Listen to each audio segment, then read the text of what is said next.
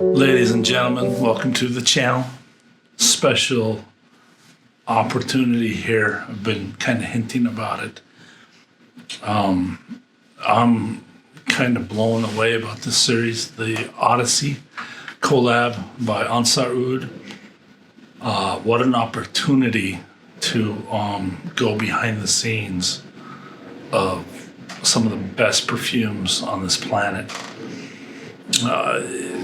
If I bash this history or do it wrong, we'll get it right eventually, don't worry. But the world has been under one of the only unifying experiences since we've had a global Earth that I can think of, where we all almost in unison have been on lockdown and affected by this virus. Some worse than others and whatnot. When I hear about Ensar and his team, they've been divided. He got stuck over in Turkey with extreme lockdown protocols. And I mean, you lock somebody like that down, you can't lock a lion down and not get a response. And the response of this idea of putting this out there in the perfume olfactory world is profound. I'm lucky to be a part of this. I'm going to do my best. I'm vulnerable here, very, very vulnerable. I'm doing this. I'm way below anybody's level. I've documented my journey, so I'll do my best at going through this.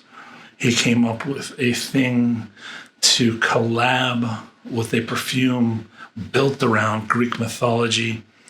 It was one of my favorite subjects in high school. I need to brush up on it now.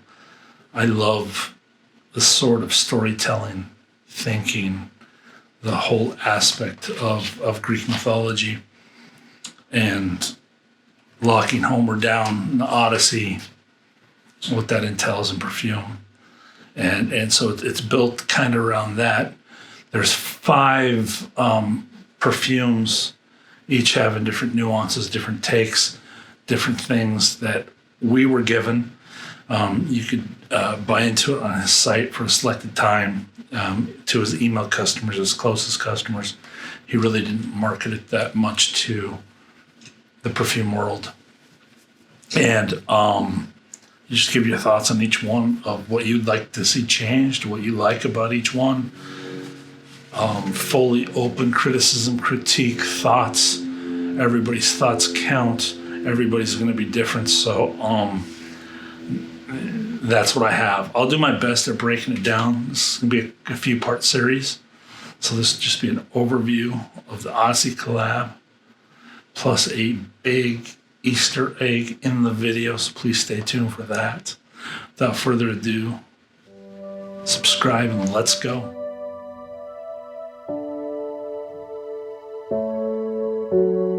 All right, in the back here I have the 5 perfumes, the oils, and kind of the first versions of what was asked for. I'll try to cover my take on it.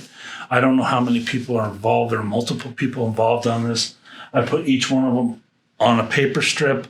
I've worn each one of them more than 3 times each, some way over 5. And just getting, they're basic perfumes. They're not full perfumes. Just put my thoughts out on each one of these. Ithaca, I'm going to bet I should know these names. Ogygia, Zante, Achaea, and Cythera are the 5 ones. We have a tincture of musk. We have an oil of orange blossom and a civet oud compound that you take swipes of, and you play around with the different perfumes also and how they change and how they build. Fun project altogether. At the end of this, we will have a full perfume composition. I believe the whole public can buy. I don't know if it's going to be more than one, but at least one that this multiple people of the ultimate collab for a perfume. So I'm glad to do my part of it. I asked if I could do it on video. He said absolutely. So that's me doing that. Let's start with Achaea. I'm going to do little blasts on my hand again, just for the review and talk about the top. And then I have the paper for the dry down. I've let them sit. I wanted them on purpose to sit for 24 hours on the paper. So I sprayed them yesterday. This is fully a complete thing I've done. Blasters are big. Super bright orange citrus on the top. I get, oh, this is Ithaca. My bad. This is Ithaca. I thought I had them in alphabetical order.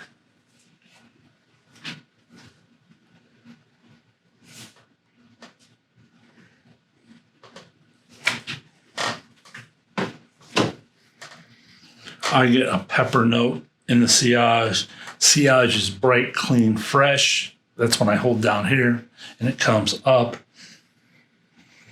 It seems a bit denser than an orange, but like an orange type of citrus.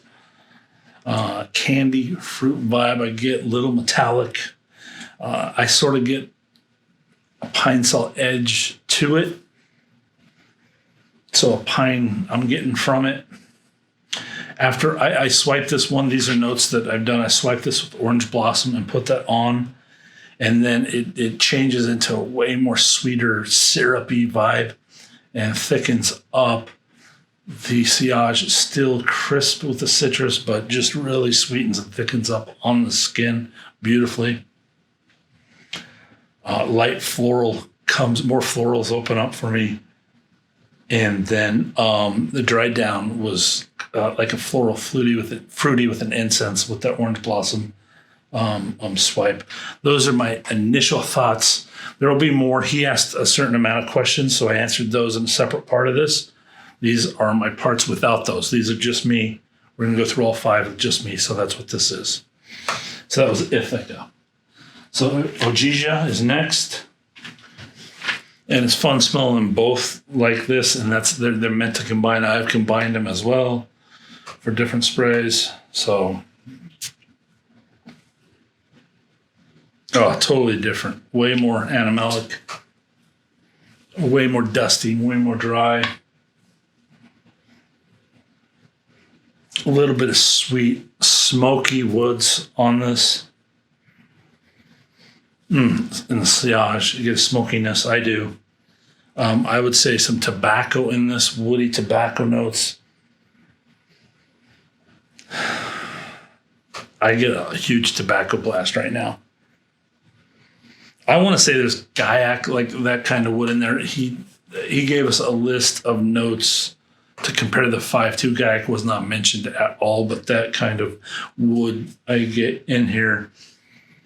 I'm guessing there's a civet in this one. This one just feels more bass, a little more bass heavy than the other one. Maybe some chocolate.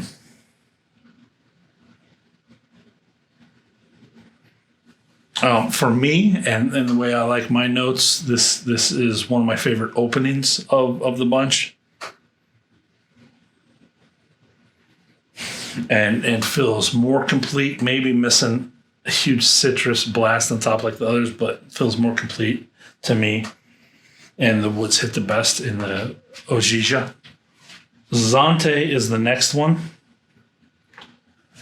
So I've never smelled them all together on one arm, so that's kind of what I'm going to do here for the video.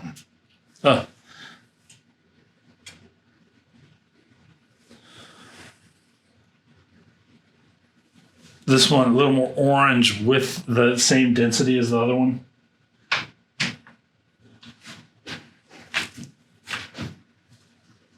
I don't know, total guess. Might be a saffron in this with the density. Definitely getting a musk, more of a musk in this. And the civet or the civet.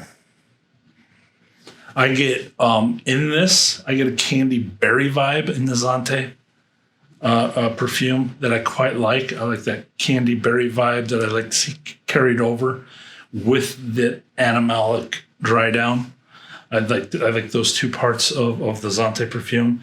There's a big camphor feel to it, smell to it that it's a little strong because I don't know if the other notes are in there in this one or if they're taken away because of the camphor or if there's an ability to have them both.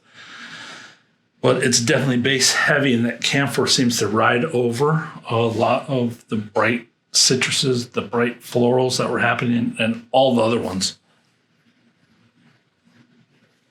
But that berry vibe with that, I mean, I love camphor smell, so don't get me wrong, but I'm missing, now that I smell the other ones, I'm missing the bright, crisp citrus and floral notes. It's like orange, chocolate.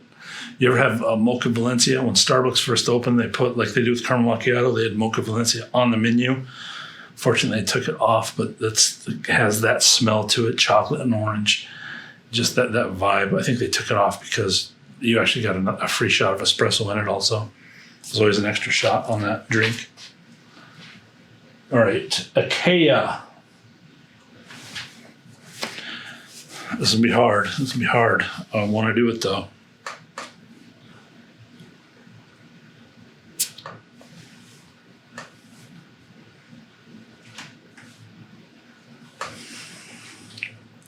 And then this one to me has the most complete top. Citrus, pepper. It's bright and filling at the same time. With some of the fruits mentioned in the other ones, to me. I get fresh fruit. I get chocolate again on this. Don't know if because I smell them. I've smelled them separate, but I get chocolate again on this one for sure. This has more of an ozonic clean air, not dry, just clean air from it. Woods, again, that chocolate orange I pick up in here again, but brighter. This time a little bit brighter, just a bright chocolate orange on this. Something's really top fruity or floral in this one. It's like a sweet musk as well as it sits under my skin. Smells like candy on top. The sillage has nice fruits, floral vibe to it. Yeah, I think I would love this with a heavy civet in it. Just with everything, I think that civet would really spice everything up. Maybe, I don't know if saffron's in it, but a dose of saffron and osmanthus in here. The Achaea to really complete a profile that I'm looking for. So I'll have to play around with that. I have the Civet Oud. I believe it's the one I paired it with, and it was quite gorgeous doing it with that one. There's a drunken wood kind of vibe into it. This time, not really Gaiac. More of a rose cedar kind of to feel to it. That clean ozonic airs in it. Again, a bit salty. This time, not picking up a big ambergris vibe, but definitely kind of salty, clean air. So close to that ocean air without full animalics. A breeze of the ocean 10 miles away, if you will.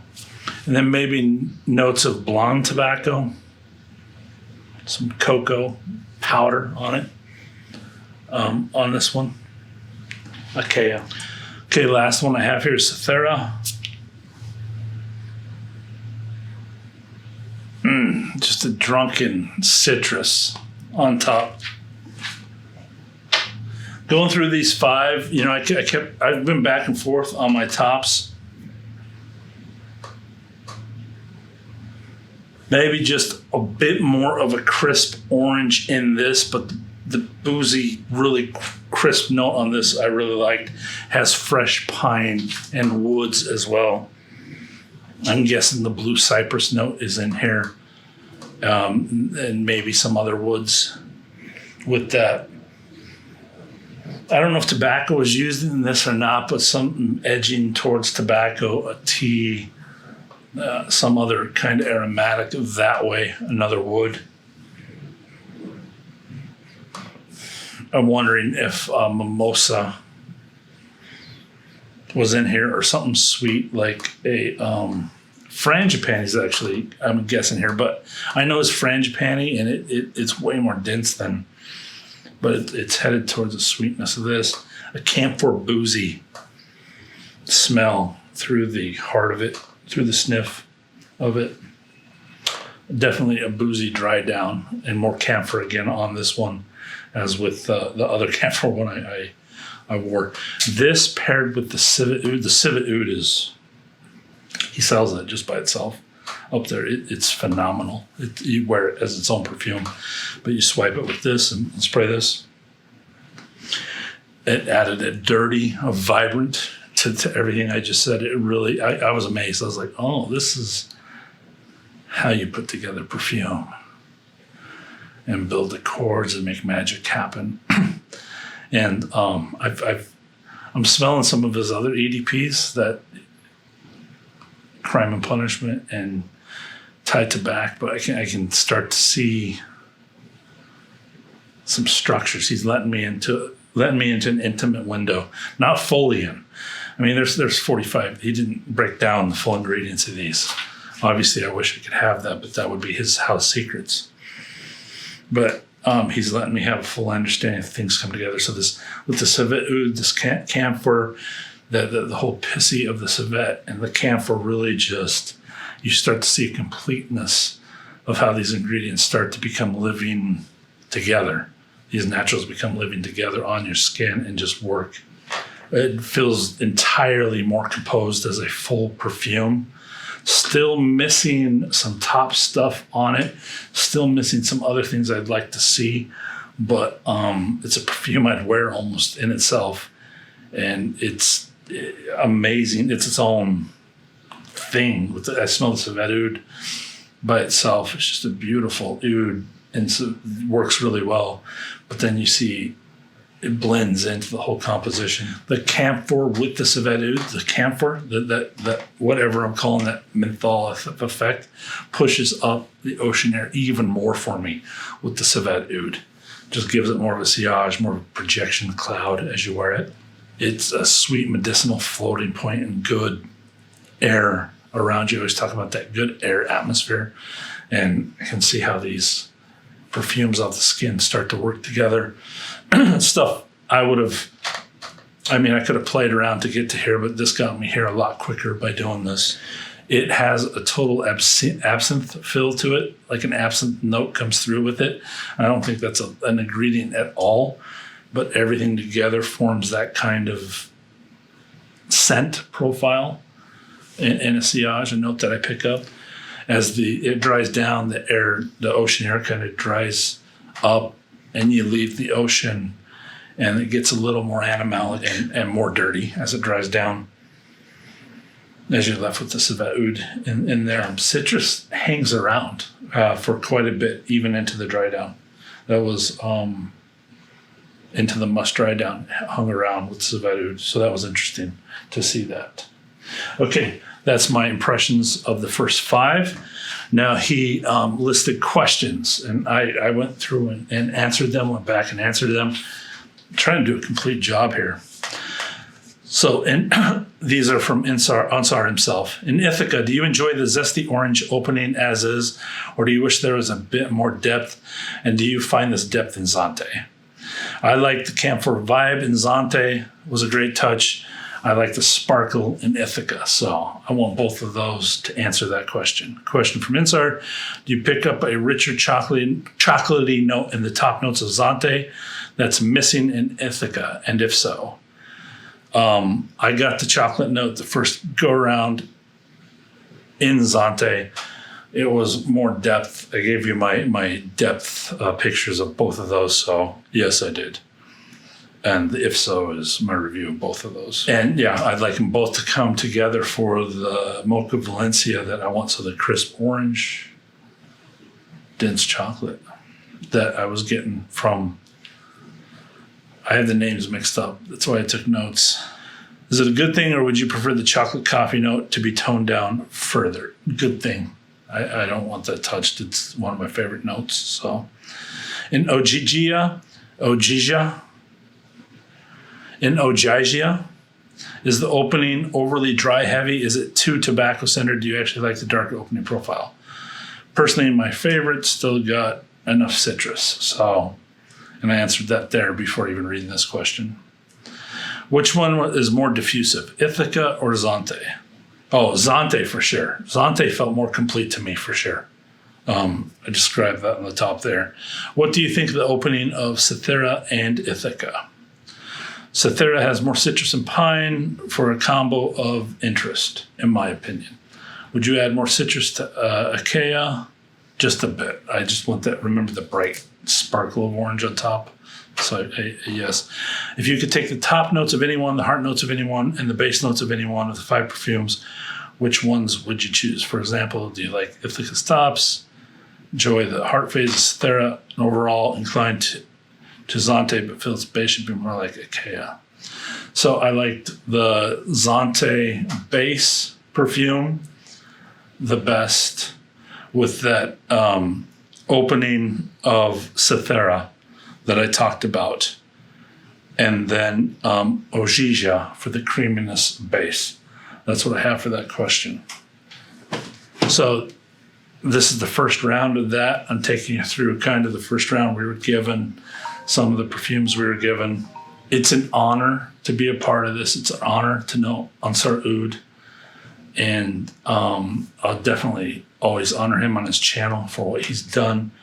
I don't say this about many people that are living, and I take it very serious when I do.